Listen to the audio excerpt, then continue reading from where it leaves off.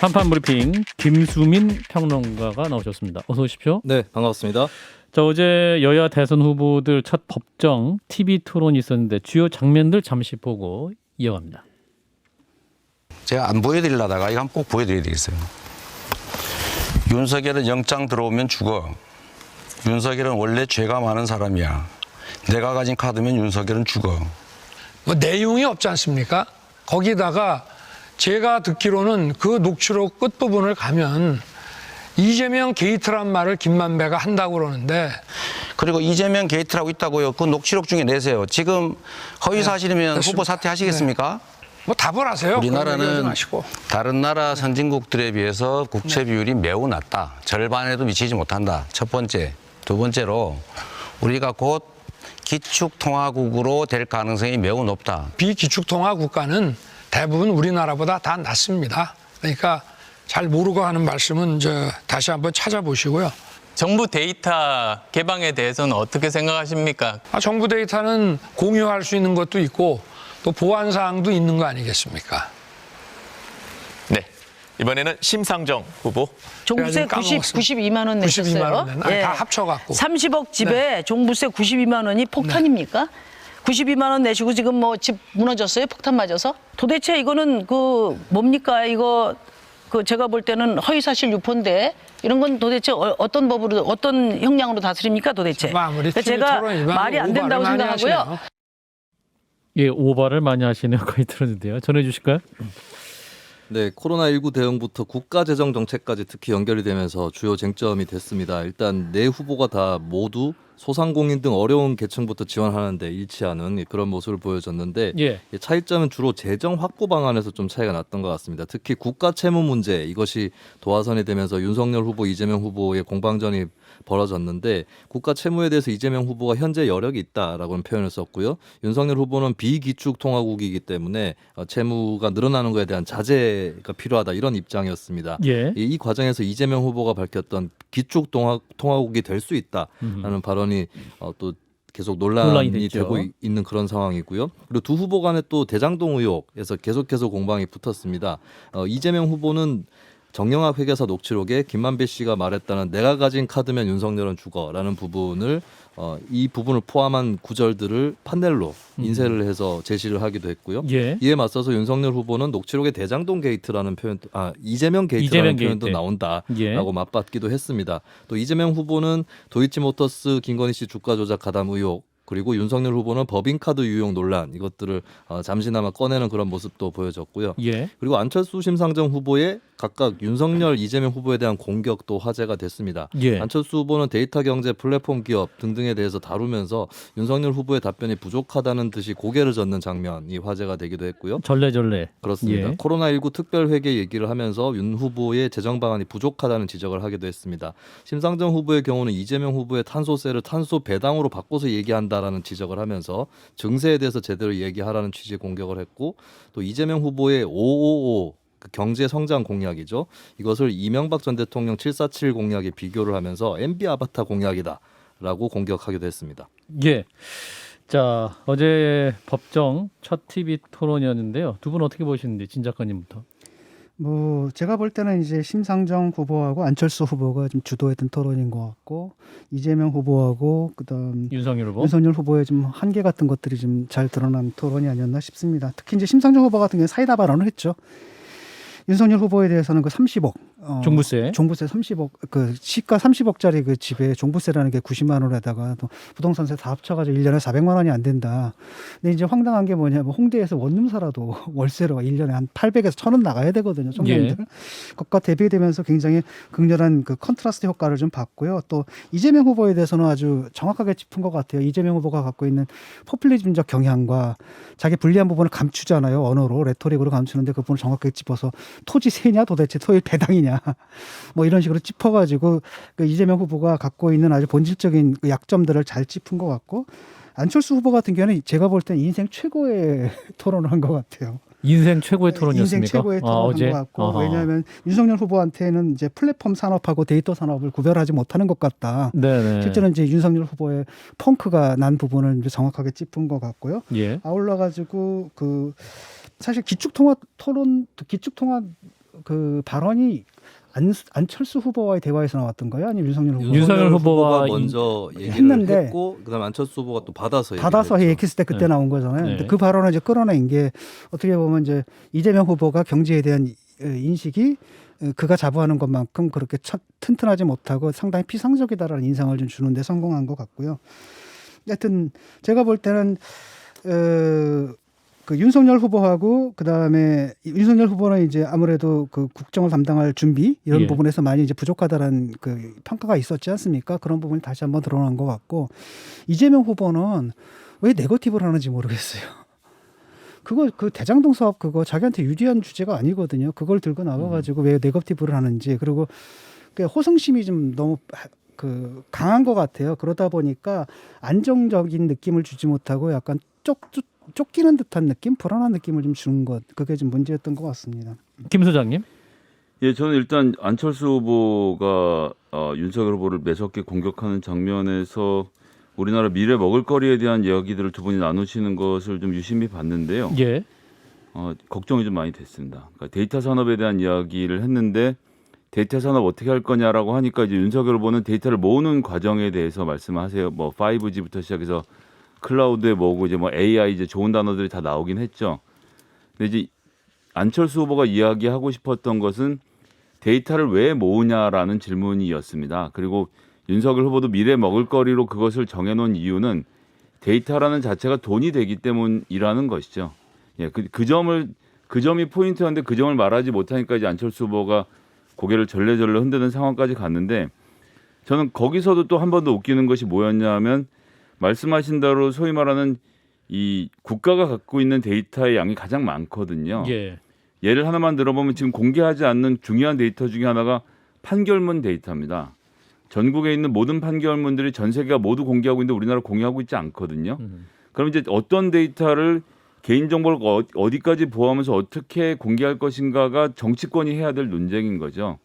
그렇다면 대선 후보라고 나왔다라고 한다면 그리고 데이터에 대한 논쟁을 한다면 정치가 무엇을 해야 되는지에 대해서 얘기를 해야 되는데 윤석열 후보는 아예 무슨 얘기를 하는지 본인의 주요 공약을 모르고 있고 안철수 후보는 산업의 입장에서 정치를 바라보는 듯한 인상을 주어서 정작 그래서 대통령이 그래서 행정부가 해야 될 일이 무엇인지를 설명 못했다는 점이 좀 안타까웠고요. 주식 양도세는 조금 전에 이 모두에서도 말씀드렸습니다만 그러니까 국민의힘이 무슨 생각인지 모르겠어요. 그러니까 주식 양도세를 폐지한다는 것은 그러니까 주식으로 돈을 번 것에 대한 세금을 먹이지 않겠다라고 윤석열 후보는 설명하고 있는데 예. 그 당의 정책을 자세하게 들여다보면 다만 세금의 이름을 바꿔서 합칠 뿐이라고 설명을 제가 이 한판선거에 직접 듣지 않았습니까? 유상현 의원님. 예. 예. 그럼 뭔지 지금 선거가 3주 남았는데 제가 공약집을 제대로 안 찾아봐서 과문해서 모르는 것인지 근데 어제 서 있던 윤석열 후보는 확실히 모르시는 것 같더라고요. 그런 내용들은 좀 경제 분야 토론인데 왜 정리가 안 됐는지 좀 아쉬웠습니다. 예. 자, 어제 토론회에서 나왔던 각종 발언들 짚어봤는데요. 이재명 후보의 기축통화국 발언, 또 어제 후보들의 경제 이슈에 대한 토론들 어떻게 보셨는지 대선 후보이자 또 경제 전문가인 이분의 의견 듣겠습니다. 새로운 물결 김동연 대선 후보 연결돼 있습니다. 후보님 안녕하세요. 네, 안녕하십니까. 예. 지금 고향인 충북 음성에 계신다고 들었습니다. 음성하고 진천 거쳐서 지금 청주에 와 있고요. 청주에 계세요? 네, 잠깐 유세 중단하고 차 안에서 전화 받고 있습니다. 아이고 감사합니다. 오늘 예, 천만에요. 네. 유권자들 많이 만나셨습니까? 네, 많이 만났습니다. 음성은 뭐 제 고향이고요. 예. 진천은 저희 어머니 고향이고요. 아하. 청주는 제가 공무원 생활 처음 시작했던 충북 도청에 있는 곳이어서 아하. 아주 많은 분들 만나고 너무 따뜻하게 맞아주시고 격려 많이 받아서 심었고 있습니다. 그 뚜벅이 선거 운동을 조용하게 하고 계신다고 저는 정말 네, 마음에 맞습니다. 들어요. 저 작가님 돈이 없어 그렇습니다. 돈 있어도 하지 마십시오. 솔직한 말씀이고 저는 첫 번째로는 투명한 선거, 예. 문화대로 선거하겠다는 거고요. 두 번째로는 깨끗한 선거, 쓰레기 안 나오게 하겠다는 거고요. 예. 유세차에 나오는 그 스피커도 소음 쓰레기거든요. 예. 세 번째로는 울림 있는 선거에서 국민들께 다가가겠다 해서 최대한 많이 만나는 그런 선거운동 하고 있습니다. 네. 예, 또 건강하게 레이스를 네. 잘 완주하시면 좋겠고요. 예. 오늘 밤에 이제 군소정당 후보 TV 토론회가 있었는데 열리는데 후보님은 불참을 하시더군요. 이거 항상 토론회 적극적이신데 오늘 또 왜 불참하셨을까 이런 질문을 하시는 분들. 좀 안타까운데 제가 오래전에 여기 그 지방 이 청주를 비롯한 이쪽 유세 일정이 있었고요. 오늘 예. 또 밤에는 그 제가 조금 밀어놨습니다만 7시 반부터는 저희 그 새로운 물결 당의 그 최고 회의를 이쪽 현지에서 열기로 이미 그 오래전에 계획돼 있었어요. 예. 저희 최고위원들이 경남 밀양에서 오셔야 되고 또 충남 논산에서 오셔야 되고 또 한 번 청주에 계시고 해서 이걸 잡았거든요. 그러니까 일정이 겹쳤어요. 좀 아하. 안타깝습니다만 뭐 양해 말씀을 좀 잘 드렸습니다. 네. 예. 그 토론회에서 어제 토론회에서 여러 발언들이 나왔는데 그 중에서 이재명 후보가 우리나라가 곧 기축통화국으로 편입될 가능성이 높다고 말하지 않았습니까? 네네네. 저 같은 이제 문외한은 이게 무슨 말인지 잘 모르겠어요. 그래서 실제로 이 한국이 기축통화국이 될 가능성이 있긴 있는 겁니까? 우선 그 어제 토론회를 보고 느낀 것이 예. 그 참 답답하고 안타깝고 아하. 좀 개탄스럽기까지 했습니다. 아하. 그 경제 문제에 대해서 뭐 이런저런 그 마이크로한 공약 얘기를 하시는데 경제 철학이 뭔지 그 정책 콘텐츠가 무엇인지 어떻게 하겠다는 방법이 이런 것들이 보이지 않아서 안타까웠고요. 예. 기축통화국은 이게 좀 어려운 용어일 수 있는데 일반 국민들에게 말씀드리면 이렇습니다. 우리가 무역을 예를 들어 하지 않습니까? 네, 국가 간에. 예. 그렇습니다. 그걸 결제를 돈으로 해야 될 거 아니겠습니까? 예. 결제하는 돈의 종류입니다. 한국 돈 줘가지고 미국에서 우리 거 수입하는 분들이 수출하는 분들이 한국 돈 받나요? 안 받죠. 그러니까 결국은 그 지금의 거의 유일한 기축통화는 달러인데요. 예. 물론 그 일부 뭐 유로화나 뭐 엔화나 뭐 이런 것들도 일부 결제선을 쓰고 있습니다만은 지금 우리가 그 기축통화로 들어가는 것은 굉장히 먼 미래 얘기입니다. 당장에 실현 가능하지 않고요.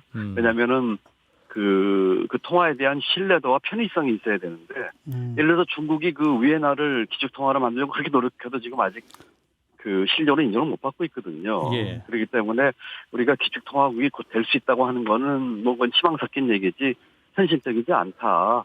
그리고 이러한 얘기가 나온 배경은 결국은 그 재정에서의 이제 국가 채무 얘기를 하다가 나오신 것 같아요. 예. 그런데 지금 이 기축통화국이어서 아니어서 뭐 이런 얘기는 무의미하고요. 지금은 재정의 적극적인 역할과 그다음에 어떻게 중장기적으로 재정의 건전성을 유지할 것인가 여기에 그 초점을 맞춰야 된다고 생각을 합니다. 예, 그 이재명 후보의 발언은 사실 그 전경련이 배포한 자료를 인용한 것인데요. 그 네, 맞습니다. 자료 제목이 전경련 원화의 기축통화 편입 근거 제시라고 돼 있는데 네, 뭐 네. 보니까 뭐 한국 경제의 기초 체력이 튼튼하기 때문에 IMF의 특별 인출권 SDR이라고 하죠. 이 준비 통화에 포함될 가능성이 높다라는 내용인데 이 SDR이 뭡니까 도대체? 예, 그 IMF 미국의 그 워싱턴 본부에 IMF 본부가 있고요. 예. 그 바로 옆에 월드뱅크가 있습니다. 예. 제가 세계은행. 월드뱅크에서 3년 근무했습니다. 예. 그 이 SDR이라고 하는 거는 좀 일반적으로는 생소한 용어인데 IMF 회원국들이 경제적으로 어려움에 처했을 적에 담보 없이 인출할 수 있는 그런 가상의 그 국제 준비 자산입니다. 여기에는 그 5개 나라 통화가 그 바스켓에 들어가 있습니다. 달러를 포함해서 달러화, 유로화, 중국화, 중국 위엔화, 일본 엔화, 영국 파운드화입니다. 예. 그런데 그 여기에 설령 들어간다고 하더라도 이것은 기축통화는 전혀 다른 얘기고요. 여기에 편입된다고 기축통화 된다는 것도 아닙니다. 그렇기 때문에 SDR에 우리가 들어갈 수 있는 가능성이 있다고 하는 희망 섞인 전경련의 보고서는 뭐 일리가 있지만 기축통화국에 편입되는 것하고는 거리가 굉장히 먼 얘기다. 그걸 가지고 기축통화국이 된다고 하는 것은 아니다. 이렇게 제가 말씀드릴 수 있습니다. 근데 이제 어제 후보들 간의 논의 과정에서 지금 후보님께서 말씀 잘해 주셨습니다만 사실은 기축통화냐 비기축통화냐에 따라서 재정 건전성의 종류가 달라지고 이제 이렇게 되는 건 아니지 않습니까? 그래서 국가 채무의 적정한 비율에 대한 이야기를 하던 중이었던 것으로 보이는데요. 민주당에서는 네네. IMF나 뭐 이제 국제기구 등에서 GDP 대비 85%까지는 적절하다라고 봤다. 그래서 이제 우리가 아직 그거보다는 낮으니까 아직 추가로 더 부채를 낼 여력이 있다. 이렇게 이야기를 하고 있는 것이거든요. 여기까지 보시고 나서 이재명 후보의 주장에 대해서 좀 어떻게 평가하시는지도 궁금합니다. 두 가지를 말씀드릴 수 있습니다. 지금 IMF에서 85% 얘기한 건 맞습니다. 예. 그런데 적정 국가 채무 수준은 나라마다 다릅니다. 우리는 다른 선진국에 비해서는 이거보다 보수적으로 봐야 됩니다. 왜냐하면은 첫째는 우리가 소규모 개방 경제거든요. 그리고 원화가 국제화 안 돼 있습니다. 그리고 가계 부채와 기업 부채가 커서 그 거시경제 안정성을 위해서는 국가 부채 관리를 좀 해야 됩니다. 예. 그리고 고령화로 인해서 우리가 아마 한 2년, 3년 뒤면 초고령 사회로 들어가는데 재정 부담 증가가 커질 것이기 때문에 예. 그 관리를 잘 해야 됩니다.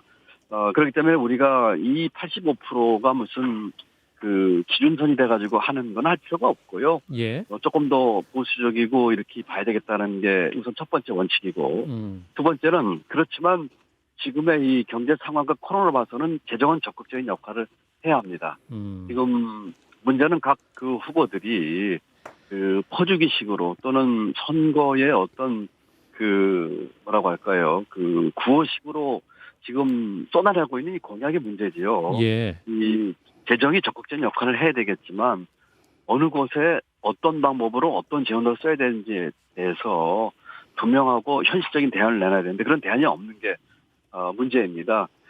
조금 상충되는 말씀 드릴지 몰라도 재정이 제대로 된 적극적인 역할을 함과 동시에 중장기적으로 재정 건전성 관리를 같이 해야 되겠다. 이렇게 저는 답을 드립니다. 잘 쓰고 잘 관리해야 된다 말씀이세요, 진 작가님? 그 윤석열 후보 같은 경우에는 이제 뭐 50~60%를 적정선으로 좀 제시를 했는데 후보님 같은 경우에는 지금 현재 한국의 상황에서 볼 때 적정한 국가 채무 비율이 어느 정도라고 보십니까? 저는 그게 50~60%다, 85%다 이 논쟁이 무의미하다고 생각합니다. 지금 그것이 마치 소득주 성장이다 또는 세금 폭탄이나 같은 그런 프레임 논쟁에 말려들 가능성이 있어요. 예. 필요하면 85% 넘어서를 써야죠. 그리고 문제는 그렇지만 장기적으로 봐가지고 이 나라 살림 어떻게 끌고 할 것인지에 대한 비전과 이제 실력이 있어야 되는데 지금 어느 선을 제시라고 거기를 넘으면 안 된다, 안 넘으면 그때까지 이 85%라는 게 그때까지 잔뜩 늘려도 된다는 뜻이 결코 아니거든요. 예. 이런 프레임 논쟁보다는 어떻게 하면 이번 뭐 추경에서도 많은 실망을 제가 했습니다만 어떻게 하면 지금의 소상공인 자영업체 대책 또 앞으로도 계속 나올 수 있는 이와 같은 문제 계속되는 문제들에 대한 대책을 현실적이고 과감하고 신속하게 만드는 동시에 중장기적으로 이 문제를 국가 살림 어떻게 끌고 갈 것인지 예. 채무와 이 재정 건전성을 어떻게 끌고 갈 것인지에 대해서 국민에게 비전과 내용을 보여줘야 됩니다. 후보님 근데 이제 지금의, 네 죄송합니다. 네네. 예. 네, 지금의 후보들은 전혀 그렇지 않고요. 아하. 그리고 지금 후보들이 내고 있는 정책의 어떤 그 모든 내용, 공약의 그 내용들이 그냥 쏟아내고 있는 거예요. 마치 이런 표현까지 해서 죄송합니다. 배설하듯 쏟아내고 있습니다. 알겠습니다. 예. 후보님 예, 이제 그런데 이 논쟁이 시작됐던 지점을 우리가 보면 소위 말하는 기재부 후보님이 계셨던 곳이죠. 거기서 재정 건전성 40%라는 선을 그어 놓은 데서 모든 논쟁이 시작된다고 저는 생각하는데요. 지금 후보님께서도 재정이 그러니까 부채 비율이 낮은 마치 건전한 것처럼 말하지만 사실은 저는 재정의 지속 가능성이 더 중요하다라고 생각을 하고 우리나라 부채라는 것이 40%는 사실 달러를 부채를 내서 달러를 사다가 쟁여놓는 돈이고 또 채권 자체가 85% 정도가 내국인이 소화하고 있기 때문에 재정의 지속 가능성으로 놓고 보면 40%라는 기준 자체가 사실은 기재부가 만들어낸 허상이었던 건데 여기서부터 출발한 논쟁이라는 점에서는 글쎄요 이게 지금 기재부가 제일 먼저 좀 책임을 져야 될 문제가 아닌가라는 저는 생각이거든요. 저 일리가 있습니다. 제가 부총리 때에 국가채무비율이 36%였고요. 예. 제가 이번 정부 임기 내에 40%를 넘기지 않겠다고 하는 계획도 저도 세웠는데 예. 그때는 경기 침체와 코로나 오기 전이었습니다. 아하. 그렇기 때문에 지금의 상황에서 40%를 뭐 고수해야 된다는 등 이렇게 얘기하는 것은 저는 맞지 않다고 보고 그런 관료적 상상력을 뛰어넘어야 됩니다. 그래서 아까 말씀드린 것처럼 재정의 적극적인 역할에 대해서 전향적이고 또 이번 코로나에 대해서도 제가 과감, 신속, 충분한 지원을 강조했던 것이고요. 예. 그렇지만은 그러면서도 2, 3년 뒤, 5년 뒤를 보는 중기 재정 전략을 짜가지고 국민들께 지금 얘기했듯이 메르켈 총리가 얘기했듯이 예. 빚내지만 언제 어떻게 해서 갚겠습니다라든지 하는 식으로 비전을 제시를 해줘야 됩니다. 예. 예. 지금의 대선 후보 간의 이 논쟁은 제가 보기에는 실력이 없고 비전이 없는 후보들 간에 선거에서의 유리를 위해서 싸우고 있는 그야말로 이전 투구에 불과합니다. 알겠습니다. 후보님 네. 말씀 여기까지 듣겠습니다. 고맙습니다. 네, 감사합니다. 네, 새로운 물결 김동연 대선 후보였습니다. 네, 다음 뉴스 짚어볼게요. 자, 윤석열 국민의힘 대선 후보 부산저축은행 불법 대출 의혹 수사 당시에 봐주기 수사를 했다는 언론 보도가 어제 추가되고 있죠. 네, 그 추가 보도 내용에 앞서서 이 의혹 전반에 대해서 좀 일단 간략하게 말씀을 드리겠습니다. 예. 2009년부터 2010년까지 남욱, 정영학 씨 등이 관여했던 대장동 민간개발업체가 부산저축은행으로부터 1천억 원이 넘는 대출을 받는 과정에서 불법 알선이 이루어졌는데 예. 2011년 대검 중수부가 이 대출을 주선한 조우영 씨에 대해서 참고인 조사를 했는데 여기까지 해서 수사가 끝났다. 그래서 대장동 세력이 이것을 빠져나갔다라고 하는 의혹입니다. 예. 당시에 주인 검사가 윤석열 후보다 보니까 대선 시즌에서 의혹이 더 불거진 것이라고 볼 수 있겠고 예. 또 이 조우영 씨의 변호를 박영수 전 특검이 맡았기 때문에 아하. 이런 관계들이 작용한 거 아니냐 뭐 이런 의혹이었는데요. 예. 어제 이제 JTBC 단독 보도 내용을 좀 말씀을 드리면 남욱 변호사가 지난해 11월 검찰에 진술한 내용이 보도가 된 건데 예. 부산저축은행 수사 당시에 조우영 씨가 두 번째 조사 출석 전에 대법원 주차장에서 남욱 변호사 김만배 씨 등하고 만났다는 겁니다. 네. 그때 이제 김만배 씨가 조우영 씨에게 오늘은 조사하러 올라가면 커피 한 잔 마시고 오면 된다라고 밝혔고 조사 뒤에 조 씨가 밝힌 바로는 실제로 커피를 타줬고 주인 검사 윤석열 검사가 첫 조사와 달리 되게 잘해줬다 이렇게 밝혔다는 내용입니다. 커피를 윤석열 검사가 타줬다. 네, 타주고 뭐 잘해줬다 이렇게 밝혔다는 예. 진술이 이제 검찰에서 확보가 됐었다라고 하는 예. 것이고요. 그리고 이제 JTBC가 지난해 10월에 이 조우영 씨에게 취재를 한 결과 조우영 씨가 당시 상황 얘기하면서 와장창 계좌 압색 통지서가 날라왔었다. 근데 대장동에 대해서는 물어본 기억은 없다. 이렇게 밝히기도 했었습니다. 예, 그렇군요. 그래서 이게 당시에 어떤 박영수 어떤 특검과의 인연으로 봐주기 수사를 당시 윤석열 검사가 한 게 아니냐 이런 의혹이 있는 것이고 윤석열 후보 입장 어떻습니까? 윤석열 후보 측의 반박은 이 사건이 굉장히 부산저축은행이라는 게 큰 규모의 사건이다. 그렇죠. 8개월 동안 76명을 기소를 한 큰 사건이어서 이렇게 조우영 씨 같은 참고인까지 수사를 더 했었어야 한다는 건 억지다. 예, 이렇게 반박을 했습니다. 뭐 여기에 대해서 재반론이 있긴 한데요. 예. 계좌 추적까지 한 대상을 거기서 수사를 끝냈다라고 하는 것이고 예를 들면 건축사 사무소 임원의 1억 원 알선 수재 혐의도 기소가 됐는데 이것이 왜 빠졌느냐 이런 또 의혹이 있기도 합니다. 그래서 민주당 같은 경우에 정치적으로 이제 공세를 하면서 대장동 특검에 부산저축은행 부실 수사 문제도 넣자 이런 얘기를 했었는데 윤석열 후보도 이를 수락을 했었죠. 그래서 그렇죠. 특검을 같이 해보자라는 입장까지는 갔었는데 근데 결과적으로 어쨌든 특검이 뭐 대장동 문제든 부산저축은행 문제든 도입이 되지는 않았습니다. 예. 자, 관련 의혹 어떻게 들으셨는지 진 작가님부터. 그냥 의혹인 것 같아요. 그러니까 빼도 박도 못하는 스모킹 건이 나와야 되는데, 그러니까 수사를 갖다 조사를 받으러 갔을 때 잘해줬다 못해줬다 이 정도의 차이잖아요. 이거 가지고 뭐가 나올 수 있느냐 지금 잘 커피를 모르겠고 타줬다. 커피 타준 거 그럼 커피를 안 타줬어야 되는 거냐. 그러니까 그 실체적인 뭐 뭔가를 들이밀어야 되는데 실질적인 예. 것은 없고 그냥 연기 피우기에 좀 불과한 게 아닌가라는 생각이 들고 나아가서는 이 저축은행 사건하고 대장동 사건은 별개의 사건으로 봐야 돼요. 이게 인과관계가 사실 그렇게 강하지가 않거든요. 그래서 뭐 민주당 쪽에서 이제 급한 건 알겠는데 좀 약간 제가 볼 때는 지금 신떡밥이 아닌가 이런 생각이 들어요. 김 소장님.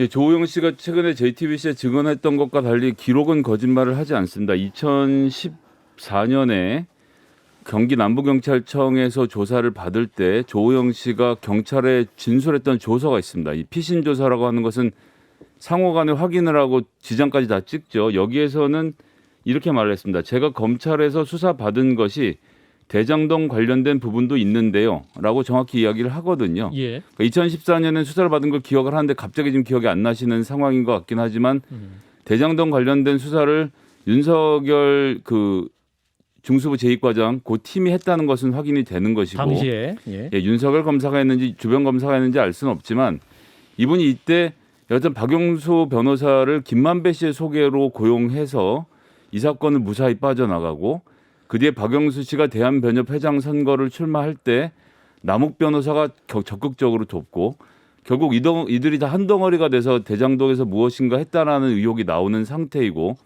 박영수 변호사의 인척이 100억 그리고 따님이 이래저래 합쳐갖고 수십억의 돈을 받은 것을 지금 보이고 있는 상태이지 않습니까? 예. 그리고 그런 가운데서 이 조영 씨가 윤석열 검사로부터는 무혐의를 받았던 것이 그 다음에 결국은 같은 혐의로 다른 게 아니라 같은 혐의로 징역 2년 6개월의 실형 선고를 받은 것으로만 봐도 2015년에 예, 그 당시에 박영수 변호사가 즉 부산저축은행 수사 당시에 선배인 박영수 변호사가 윤석열 검사에게 어떤 영향을 미쳤었는지 그들 간 어떤 이야기가 오고 갔었는지 등에 대해서는 특검을 통해서 정확히 사실을 밝혀야겠죠. 연결고리가 안 보이잖아요. 여기서도 또다시 연결고리가 안 보이고요. 그때 저축은행 수사 당시에는 이 사람이 그러니까 주요한 혐의자가 아니었거든요. 그러니까 검찰이 세상에 존재하는 모든 혐의를 다 털 수는 없는 거 아닙니까? 선을 긋는데 거기서 벗어났다라는 거 정도 확인된 거예요. 예, 근데 여기서 제 이걸 얘기는 뭐 돈을 받고 또는 어떤 편의를 받고 뭘 해줬느냐라는 의혹을 제기하기까지는 상당히 논리적으로 굉장히 멀죠. 사실은. 아니요, 윤석열 검사의 수사팀에서 대장동 관련된 수사를 했다라고 조영 씨가 진술을 했기 때문에 굉장히 가깝습니다. 그러니까 연결고리가 너무 없잖아요, 실제로는 그냥 그 팀에서 했다. 그런 거 여기까지 정도죠. 예. 논의하겠습니다. 자, 김수현 평론가 수고하셨습니다. 예, 고맙습니다.